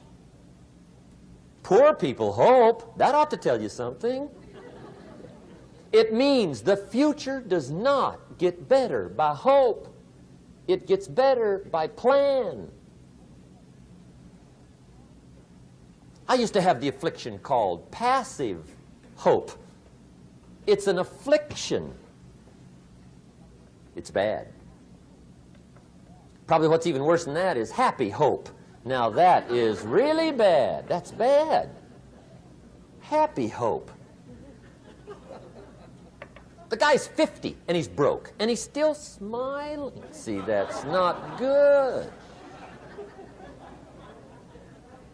So get serious about your goals. Put them on paper. Write them down. There's all kinds. His goals, her goals, their goals.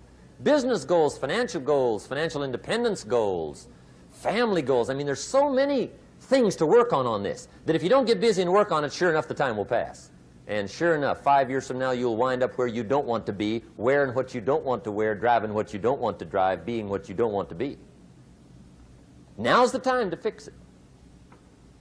Now, here's the third step to your goals. Check the size of your goals and the kinds of goals. How big they are, what kind they are, affects you.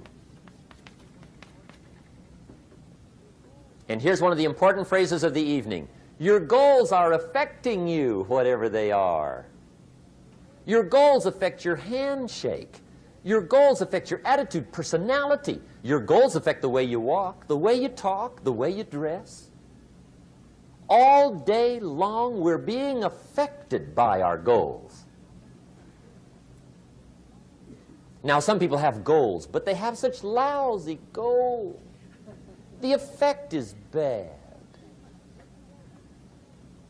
I asked a guy one time, what are your goals for this month? The guy said, look, if I could just scrape up enough money to pay these lousy bills. That was his goal. I'm not saying it isn't a goal. It's a goal, but it's such a lousy goal, the effect is bad.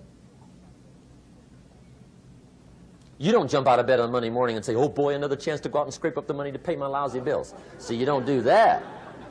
Usually you say, oh, not another Monday.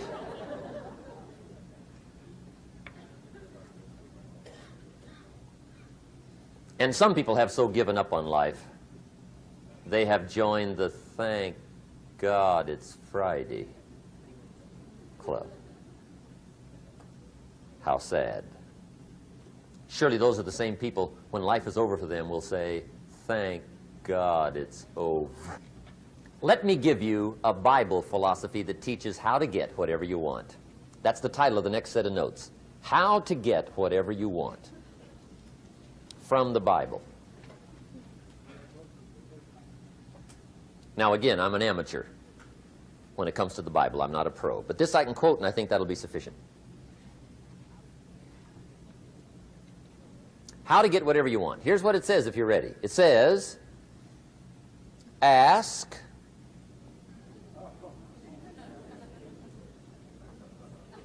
That's it. End of notes. Ask. If there's one art in life to learn extremely well, that's got to be one of them. The art of asking.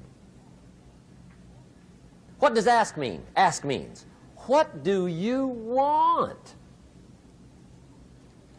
And the formula is staggering. It says ask and what? A guy ought to look into that.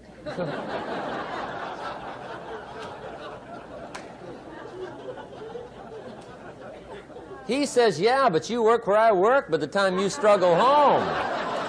It's late. You got to eat a bite of supper, watch a little TV, get to bed. You can't sit up half the night, ask. And the guys behind.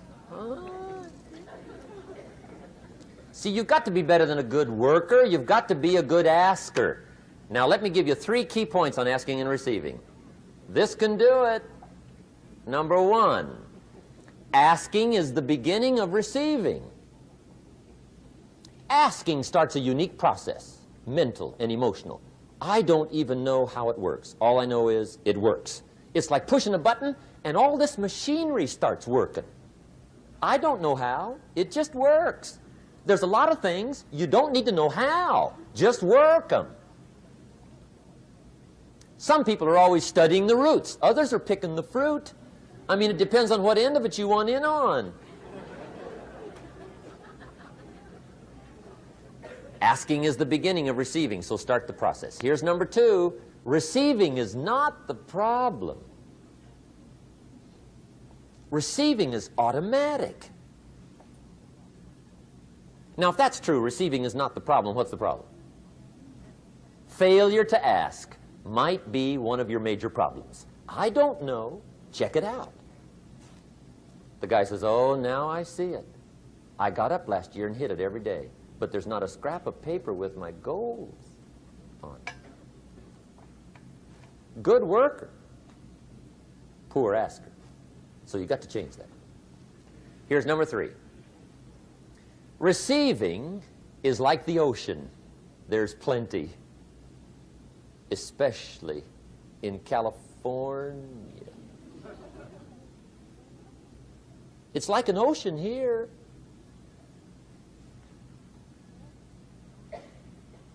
Success is not in short supply. It isn't rationed, and you stepped up to the window and it was all gone. No, no, no.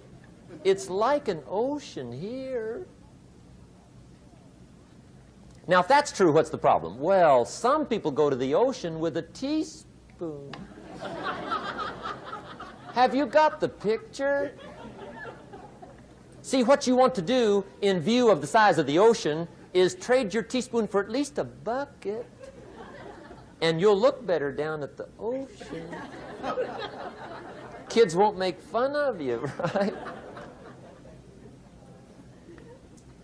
Okay. Now, there's 2 ways to ask, and we'll wrap up goal setting. 2 ways. Here's number 1.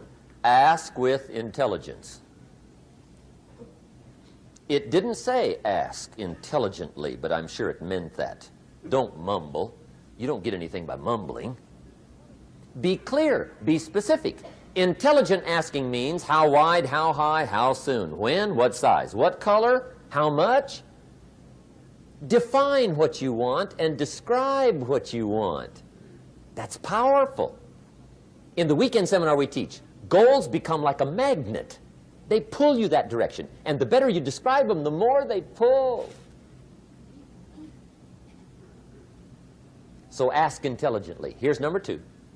Ask with faith. That's the childish part of the equation. Believe you can get what you want like a child. Not an adult. Adults are too skeptical. So the formula really reads, make plans like an adult and believe in them like a child. And the most incredible things will happen. Just try it for 90 days. Just try it. You can always go back to the old ways. Just try it, just 90 days, 90 days. Now, here's the last qualifying phrase on goal setting, as we promised to qualify everything. And it simply goes like this. Remember, you won't get everything you want. And we've already studied the reason for that. Simply, sometimes it hails on your crop and rains on your parade. It's that kind of planet. So you won't get everything you want, but if you will work this goal-setting formula, you can get plenty for wealth and happiness. Okay, that's goal setting. We use it around the world. We recommend it. Now, maybe it won't work as well for you as it has for me. I don't know. Maybe not. But what if it did? You got to try. Okay. Here's the last subject, the day that turns your life around. Let me just quickly give you a list of 4 emotions that can change your life in one day. Emotions are powerful. Sometimes it doesn't take much to alter your whole life direction.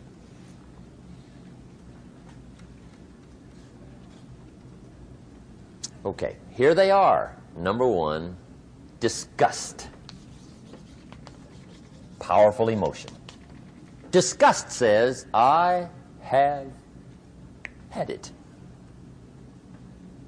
See, that could be the day. The day you can say, I've had it. And whether you've had it with something small or something major, the day you can say, I've had it, may not be the day it ends, but the day it begins. That's what I said when that little Girl Scout left my door when I'm 25. I give her the big lie, she leaves, I say, I don't want to live like this anymore. I've had it with lying and being broke. Powerful day. The man's finally had it with mediocrity. He's had it with being a loser. He's finally had it with those awful sick feelings inside, knowing his wife is at the grocery store looking at 2 cans of beans, one marked 37 cents, one marked 39 cents. And the guy sick inside knows his wife's going to buy the 37-cent can, and she doesn't even like the brand. Do you know why she's going to buy the 37-cent can? To save 2 cents. The guy sick inside finally says, I've had it. Being on my knees in the dust looking for pennies, we're not living like this anymore.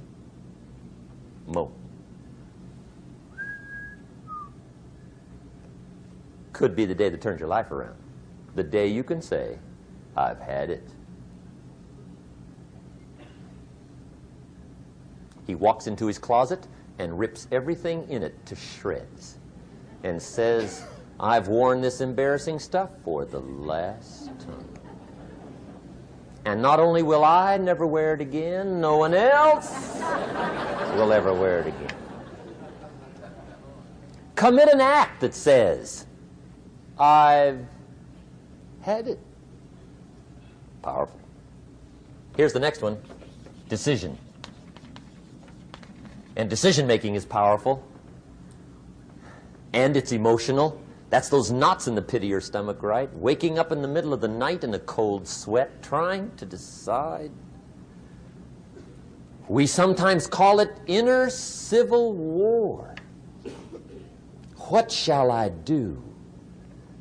Well, for progress, you must decide. The best advice I can give you came from a wealthy friend of mine who said, if it's easy, do it easy. If it's hard, do it hard. Just get it done. If you went home tonight and in the next few days cleaned up a whole list of decisions, that might furnish enough inspiration for the next 10 years. I found this out many times after you've decided. Getting on with it is easier than deciding. Sometimes decision is the toughest part. Here's the next emotion, desire, wanting to bad enough. And I don't know how to tell you to want to. That's something you've got to come up with. There's 2 things I know about desire. Number 1, it comes from inside, not outside. You don't send off for it. Number 2, I know desire can be triggered by something. Who knows what it might be? Sometimes desire waits and sleeps for something to happen. Maybe it's a book, maybe it's a song, maybe it's a sermon, maybe it's a lecture, a seminar, maybe it's the conversation of a friend, a happening, an event. Who knows? The best advice I can give you is what I give my staff. It goes like this: welcome every human experience. You never know which one is going to turn it all on. even the bad experiences. Sometimes from the bitterest experience comes the greatest awakening. So let down the barriers, take down the walls. The same wall that keeps out disappointment keeps out happiness. Let life touch you. Don't let it kill you, but let it touch you. Here's the last one. This one's powerful. Resolve. Resolve says, I will. Two of the most powerful words in the language. I will. Benjamin Disraeli once said, nothing can resist a human will that will stake even its existence on the extent of its purpose. Shortly put, I'll do it or die. See, that's powerful. That could be the day that turns your life around. The world has a strange way of stepping aside when somebody says, I'll do it or die. The man says, I will climb the mountain. They've told me it's too high, it's too far, it's too rocky, it's too difficult, it's never been done before, but it's my mountain, I will climb it.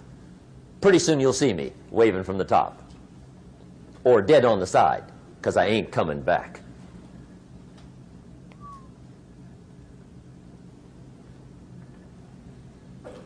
The best definition I ever got from the word resolve came from a little junior high girl in Foster City, California, up north. I'm talking to the junior high kids one day. I love to ask kids definitions. They come up with beauties. I got to the word resolve and I asked, who can tell me what resolve means? And I got several hands, and they were all pretty good, but the last one was the best. Little girl, about 3 rows back, held up her hand. She said, Mr. Rohn, I think I know what resolve means. I said, darling, what do you think it means? She said, I think it means promising yourself you will never give up. I said, that's it. Webster, stand aside. That is the definition. Promise yourself you will never give up. I asked the kids, how long should a baby try to learn how to walk? How long? How long would you give your average baby before you shut him off? How long? See, any mother in the world would say, you're crazy. My baby's going to keep trying until it learns how to walk. What a magic formula. Now let me show you what triggers all emotions into activity that brings results. And results is the name of the game. Here it is. Action. Finally, you must do something about how you feel.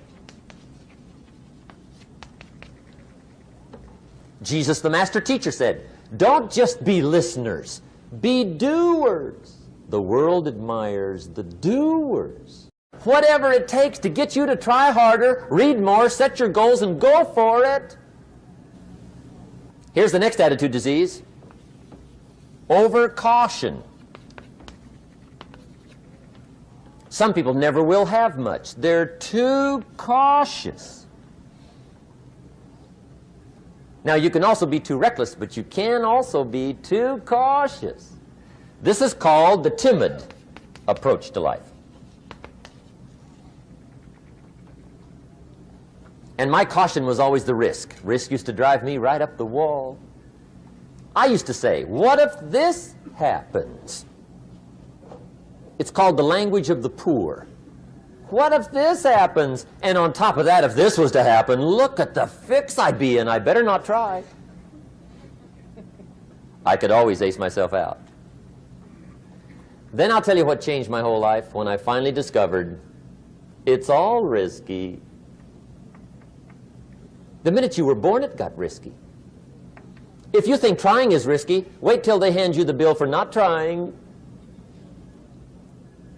If you think investing is risky, wait till you get the tab for not investing. See, it's all risky. Getting married is risky. Having children is risky. Going into business is risky. Investing your money is risky. It's all risky. I'll tell you how risky life is. You're not going to get out alive. That's risky. The Englishman says, well, if that's the way it's going to work out, let's give it a go. Right, that's what it's for. Give it a go. Somebody says, yeah, but I'm looking for safety and security. Fine, then huddle in a corner. We'll cover you with a sheet, bring you 3 meals a day. And we'll protect you, feed you, look after you, care for you. We won't let anything happen to you, and you'll probably live to be 100. The guy said, well, yeah, I'd live to be 100. But what a way to live. Right. What a way to live, safe and secure. Don't ask for security. Ask for adventure. Better to live 30 years full of adventure than 100 years safe in the corner. And see, it's not important how long you live. What's important is how you live. Here's the next attitude disease. We're almost through with this motley list. In fact, we're almost through. Hang on. The next one is pessimism. Pessimism, the deadly disease of always looking on the bad side, the problem side, the difficult side, checking all the reasons why it can't be done. The poor pessimist leads an ugly life. He doesn't try to figure out what's right. He tries to figure out what's wrong. He doesn't look for virtue. He looks for faults. And when he finds them, he's delighted. How ugly. This is the poor guy who looks through the window, doesn't see the sunset. He sees the specks on the window.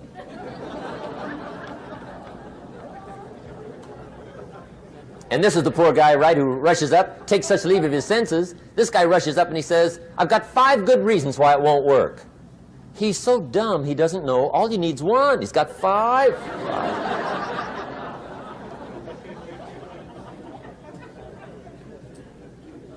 To the pessimist, the glass is always half empty. To the optimist, the glass is half full. Why would the same measure affect people 2 different ways? Answer, it all depends on how you look at it. Our lives are mostly affected by the way we think things are, not the way they are. The way we think they are affects us most.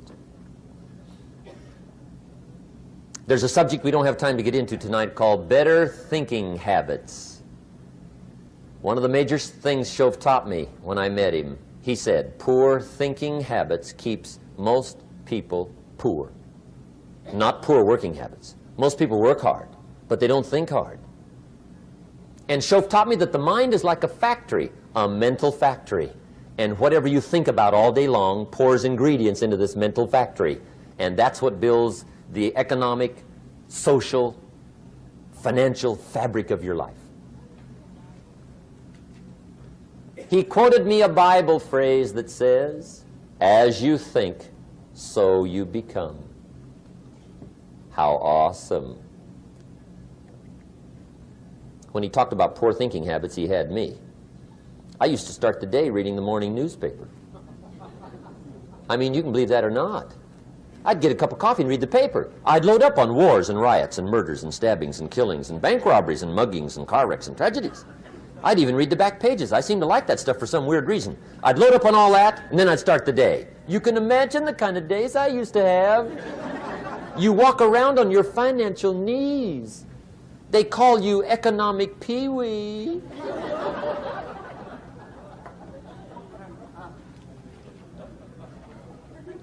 The guy says, I want to be a great leader. Wonderful. The first thing we do is follow him to his house. When we get there, we walk in and check his library, number 1. Somebody says, well, why check his library? The reason is because what a man reads pours massive ingredients into his mental factory, and the fabric of his life is built from those ingredients. You would not believe what some people have got in their house to read. You would not believe. One of the best dressed up words I know for a lot of it is trash. Can you imagine dumping a barrel of trash into this mental factory every day and coming out with a rich, dynamic, positive life? It can't be done. You might as well try making a cake with cement. The kids back in Danbury, Connecticut, high school, they're asking me questions one day. I'm talking to the kids. Kids got good questions these days. One of them said to me, "Mr. Rohn, how do you build the good life?" I said, "It's simple. It's not easy, but it's simple. Here's how you build anything. Select the right ingredients, keep out the wrong ingredients, and it starts with thought." Everything starts with thought. So you must be wise and careful what you think about, because that starts everything. You got to be wise and careful. I asked the kids, what would happen if somebody dropped sugar in my coffee?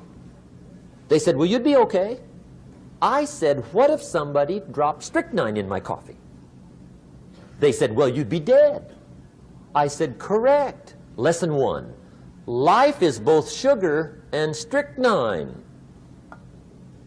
You gotta be careful." I said, "What if my worst enemy drops in the sugar?" They said, "Well, you'd be okay." I said, "What if my best friend, even by accident, drops in the strychnine?" They said, "Well, you'd be dead." I said, "Correct. Lesson 2. Watch your coffee."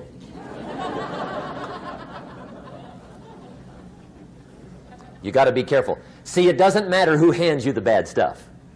It doesn't matter where you get the bad stuff. It'll still do its damage on your bank account, wherever you get it. Mr. Schoaf gave me one of the greatest phrases when I first met him, when he said, "Jim, every day stand guard at the door of your mind." How important. Stand guard at the door of your mind.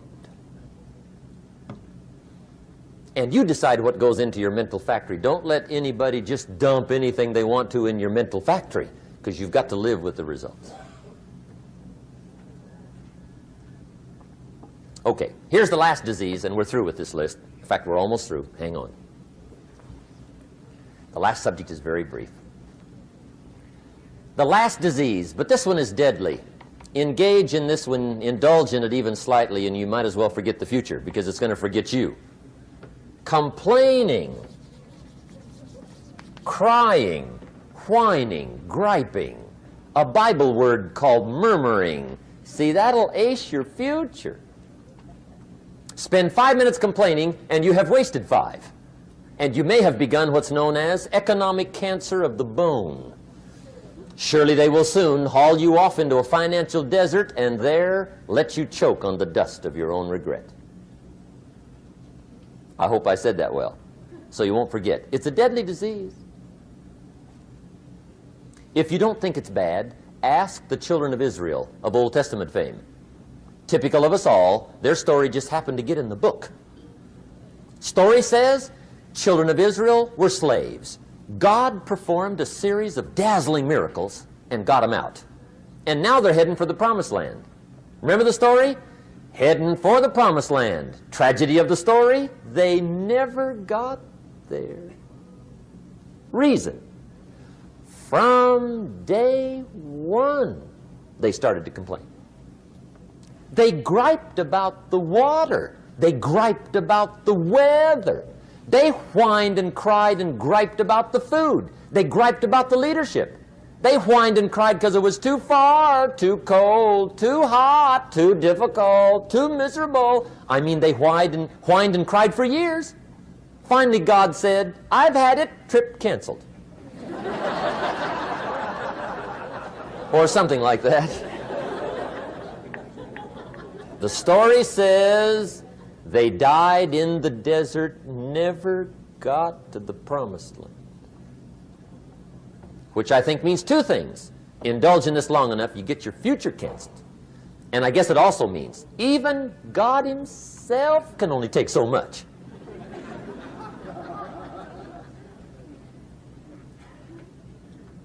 Okay. Just be on the lookout of the things that can destroy all the good you start. The war is on. And this evening, tomorrow, mentally, personally, socially, economically, you got to make sure you're winning the war. And this is part of it.